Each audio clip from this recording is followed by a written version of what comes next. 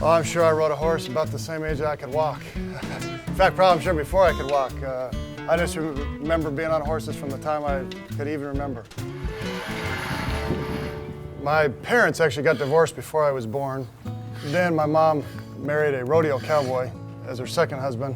And that was the father I kind of grew up with in my early years. And then when I was a teenager, he kind of disappeared, rode off into the sunset. And I didn't see him for probably 17 years.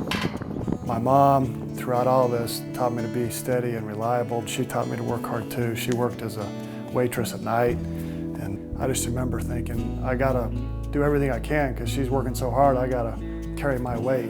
One of the commandments says, 6 days thou shalt labor and then rest on the seventh day. So we think that's a commandment to keep the Sabbath day holy. It's also coupled with a commandment that says, work 6 days. I've actually been at the same job for 13 years, which is a bit of an unusual occurrence these days. Your best attribute if you're going to be an effective cowboy is to work hard. That's the best attribute you can have in anything, and I learned that real early.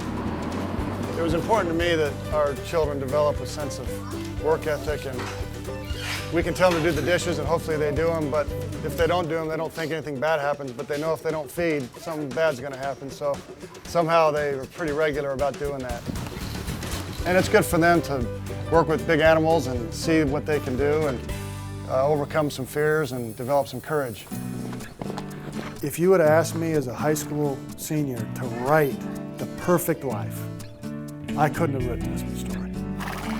My name's Drew Johnson, and as I think about my life, I feel like, or at least I pretend to be a cowboy. I'm an investor, I'm a father of 5 girls, I'm a husband, and I'm a Mormon.